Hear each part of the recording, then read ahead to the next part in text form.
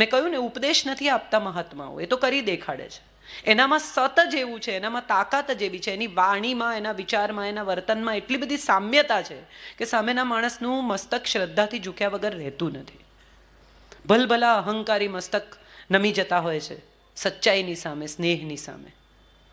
અને હું માનું છું એ જ કદાચ કોઈ એક વ્યક્તિની સારાઈનું, ખમીરનું, ખાનદાનીનું ઉદાહરણ છે.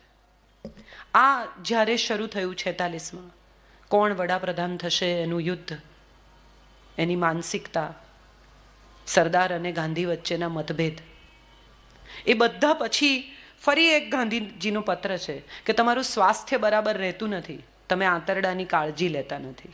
એટલે આ બધાની સાથે સાથે એમની ચિંતા તો બાપુને રહી જ.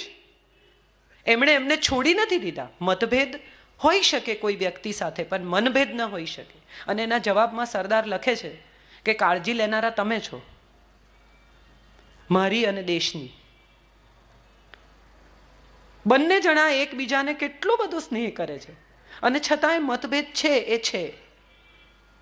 ગાંધીજીને લાગ્યું કે જવાહરલાલ બીજું સ્થાન નહીં સ્વીકારે, અને એ પત્ર લખે છે.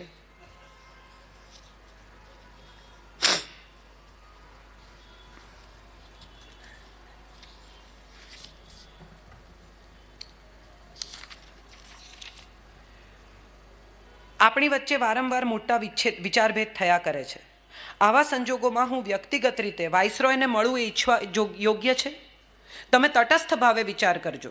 સંભવ છે કે લાખો લોકોને લાગતો વહીવટ ચલાવવામાં તમને જે દેખાય એ મને નથી દેખાતું. કેટલી નિખાલસતા છે આખી વાતમાં. ગાંધીજીએ એમ કહ્યું કે આપણી વચ્ચે વિચારભેદ છે, તેમ છતાં તમને જે દેખાય છે તે મને ન દેખાતું હોય એમ બને, અને લેખિત છે. આવી વાત ચંદ્રકાંત બક્ષીએ કહ્યું છે કે 1000 કિસ કરી લેવી, પણ ચિઠ્ઠીમાં આઈ લવ યુ ના લખવું. એટલે લેખિત કંઈ આપવું નહીં, કબૂલાતો કરવી નહીં. આ સદીઓ પછી વંચાય છે. આજે હું વાંચું છું, આવું કેટલાય લોકોએ વાંચ્યું હશે. એટલે લેખિત જ્યારે કોઈ વાત કહેવાય છે ત્યારે એનું વજૂદ, એનું મહત્વ, એનું ડોક્યુમેન્ટેશન કેટલું બધું અગત્યનું છે. અને આ લખતી વખતે બાપુને ખબર જ હશે કે આ સદીઓ પછી લોકો વાંચશે અને આમાં મારી કબૂલાત વંચાશે કે બરાબર છે સરદાર, કદાચ એવું બને કે તમને જે વંચાય છે તે મને નહીં વંચાય.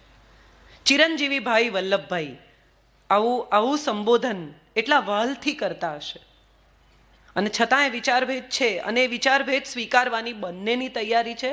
અને જેને ખૂબ ચાહે છે એની સામે પોતાની વાત કહેવાની હિંમત છે, એને હું ખુમારી કહું છું. પૂરી નમ્રતાથી, છતાં એ પોતાની વાત મૂકવાની આવડત, પોતાની વાત મૂકવાની તૈયારી, સામેનો માણસ નારાજ થઈ જશે તેમ છતાંય જુઠ્ઠું નહીં બોલવાની ખુમારી.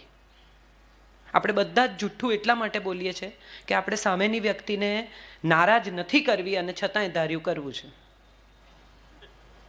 એટલે સંસ્કાર અને સુખની વચ્ચે જે ગેપ છે એ જુઠ્ઠાણું છે. આપણા સંસ્કાર આપણને રોકે છે કે એવું ન કરાય, અંદરથી કોઈ અટકાવે છે, પણ સુખ તો આકર્ષે છે. એટલે સુખ જે આપણને આકર્ષે છે અને સંસ્કાર જે રોકે છે, એ બેની વચ્ચે જે ગેપ પડે છે એ જુઠ્ઠાણાથી પુરાય છે. પણ જે જુઠ્ઠું નથી બોલતો, જે સતત સાચું કહી શકે છે અને સાચું સાંભળી પણ શકે છે, એ જ માણસ આવા લોખંડી મનોબળના માણસ તરીકે એના સમય પછી પૂજાય છે. સમય દરમિયાન તો બધા બહુ નમે, સમય પછી પૂજાય એ સાચો નેતા. સત્તા પર બેઠા હોય ત્યાં સુધી તો બધા દરેક માણસની પૂજા થાય જ છે, પણ સત્તા પરથી ઉતરી જાય, પોતે જાતે હાજર ન હોય, તેમ છતાં જ્યારે લોકો આવી સભા ભરીને એમના વિશે વાત કરે, ત્યારે હું માનું છું કે એ માણસનું કોઈ વજૂદ, કોઈ અસ્તિત્વ એણે ઇતિહાસમાં એક લીટી દોરી છે.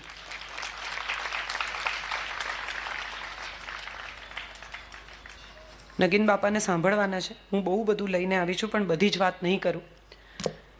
એક રસપ્રદ વાત મને એ લાગી છે કે 2 જણા પાસે ઈચ્છા મૃત્યુની તાકાત હતી, એક ભીષ્મ ને એક સરદાર. કેમ? બાણશૈયા પર સૂતા છે અને કહે છે કે ઉત્તરાયણ નહીં થાય ત્યાં સુધી નહીં જાઉં, મને આ યુદ્ધનું રિઝલ્ટ કહો પછી જઈશ. કૃષ્ણ મળવા આવે છે. અને વિષ્ણુ સહસ્ત્ર નામનો પાઠ કરે છે બાણશૈયા પર. 1000 નામ જે માણસ પોતાની વિચક્ષણ બુદ્ધિથી યાદ રાખીને આટલા પેનમાં પણ બોલી શકે, એ કેવા મનોબળનો માણસ હશે. ઊંકારા કરવા સિવાય આપણે તો હોસ્પિટલના બીછાને બીજું કંઈ કરી શકતા નથી. ડૉક્ટર ખાલી પૂછે કે કેમ છે, તો આપણે પહેલા દિવસે માંદા પડ્યા ત્યારથી આજ સુધીનો ઇતિહાસ કહી દઈએ છીએ. અને કૃષ્ણ પૂછે છે કે શાતા છે ને, એના જવાબમાં એ 1000 નામથી કૃષ્ણની સ્તુતિ કરે છે. સરદારની આંખો મીચાઈ ગઈ છે, ગળું સુકાય છે, અને મણિબેન એમને પાણી પીવડાવે છે. મધ મિશ્રિત ગંગાજળ છે, અને સરદાર કહે છે કે પાણી ગળ્યું કેમ લાગે છે? મૃત્યુના થોડા જ કલાક પહેલા બુદ્ધિ પરફેક્ટ કામ કરે છે. કૃષ્ણ મળવા જાય છે ભીષ્મને અને કહે છે કે તમે કહો તમારું મૃત્યુ કેવી રીતે થશે, કારણ કે તમે જે રીતે યુદ્ધ કરી રહ્યા છો એ રીતે આ યુદ્ધનો અંત આવે એમ લાગતું નથી. બહુ સુંદર વાક્ય વાપરે છે, યુદ્ધેન બિદ્ધિમ નિવર્તય. યુદ્ધમાંથી બુદ્ધિ ખેંચી લો, મન ખેંચી લો, હૃદય ખેંચી લો, એવું કંઈ કહેતા નથી. બુદ્ધિ ખેંચી લો. અને બુદ્ધિ એટલા માટે ખેંચી લો કે જ્યાં હૃદય હોય ત્યાં યુદ્ધ નથી થતા, યુદ્ધ બુદ્ધિથી જ થાય છે. જ્યાં મન હોય, જ્યાં હૃદય હોય, ત્યાં તો સ્નેહ છે, ત્યાં તો પ્રેમ છે. જ્યાં બુદ્ધિ વપરાય છે, જ્યાં ઇન્ટેલિજન્સ આવે છે, જ્યાં દલીલો આવે છે, જ્યાં તર્ક લાગે છે, જ્યાં પ્રશ્નો પૂછાય છે, ત્યાં યુદ્ધ થાય છે. ઘરમાં કોક દિવસ એવા ચોઘડિયા આવે, ખૂટે આંખમાં પાણી ત્યારે ખડિયા આવે. અને પાણી પીવડાવે છે દીકરી, કહે છે કે આ ગળ્યું કેમ લાગે છે? 5મી ડિસેમ્બરે પહેલી વાર બિપિનચંદ્ર રોય એમને જોવા આવે છે અને પૂછે છે કેમ લાગે છે. અને સરદાર જવાબમાં કહે છે, હે બહારે બાગ દુનિયા ચંદરોઝ, દેખ લો ઇસકા તમાશા ચંદરોઝ. નઝીરનો શેર. આખી જિંદગી જે માણસે કદી કવિતા પુસ્તક ખોલ્યું નથી એવું બધા માને છે. આખી જિંદગી જે માણસે કોઈ દિવસ રાજકારણ અને પોતાના ક્ષેત્ર સિવાયનું કંઈ વાંચ્યું નથી એમ બધા માને છે. આખી જિંદગી જે માણસે કોઈ ઇતર વાચન, નવલકથા, ઝાડ પાન, પશુ પક્ષી, કુદરતમાં રસ લીધો નથી એમ બધા માને છે, એ માણસ શેર કોટ કરે છે બિપિનચંદ્ર રોયને. આપણે માનીએ છીએ કે એને નથી ખબર, આપણે માનીએ છીએ કે એણે નથી વાંચ્યું, આપણે માનીએ છીએ કે નથી જાણતા. એનું કારણ એ છે કે એણે કોઈ દિવસ કહ્યું નથી કે જાણે છે. અને હું માનું છું કે કહેવાથી જ્યારે જણાય ને ત્યારે એ ભાષા હોય છે, અને જાણવાથી જણાય ને ત્યારે એ પ્રેમ હોય છે. આઈ લવ યુ તો બધા એકબીજાને ઘણું કહે છે. અમારા જયભાઈ ઘણી વાર કહે છે કે આઈ લવ યુ કહેવામાં કંઈ પ્રોબ્લેમ જ નથી. પ્રોબ્લેમ ત્યાં છે જ્યાં આપણે એમ પૂછીએ છીએ કે do you love me? I love you કહેવામાં તો ક્યાં પ્રોબ્લેમ છે? હા, થેન્ક યુ, એનાથી વધારે સામેના માણસે કશું કહેવાનું જ નથી. પ્રશ્ન ત્યાંથી શરૂ થાય છે જ્યાં આપણે એમ પૂછીએ કે ડુ યુ લવ મી, એનો જવાબ છે હા કે ના. હા હોય તો ઠીક છે, પણ ના હોય તો સમસ્યા છે. એટલે ત્યાં જ પ્રશ્ન છે. 6ઠી ડિસેમ્બરે એ વાત કરે છે મણિબેન સાથે અને કહે છે કે દિવસ આવી લાગ્યો છે. અને આશ્રમ ભજનાવલીના ભજનો લલકારે છે ને કહે છે કે મંગલ મંદિર ખોલો દયામય. અને બિપિનચંદ્ર રોય એની મજાક કરે છે કે ત્યાં તો તાળા લાગ્યા છે, એમ તમારે માટે ખુલે એમ નથી. અને સરદાર જવાબ આપે છે કે હું જ્યાં પહોંચું ને ત્યાં તાળા એની મેળે ખુલે છે. 15 ડિસેમ્બરે જે માણસ આ દુનિયા છોડવાનો છે, 6ઠી ડિસેમ્બરે આ વાક્ય બોલે છે. 12મી ડિસેમ્બરે એમને ખુરશીમાં બેસાડીને ડાકોટા વિમાનથી મુંબઈ લઈ આવવામાં આવે છે. 4 કલાકની મુસાફરી છે. ચાર્ટર પ્લેનમાં 3 જણા છે, ગાડગીલ, મણિબેન અને એમના ડૉક્ટર. અને નીકળતી વખતે સરદાર કહે છે કે મને એમ લાગે છે કે હવે હું પાછું નહીં આવું. ઈચ્છા મૃત્યુ આને જ કહેવાય.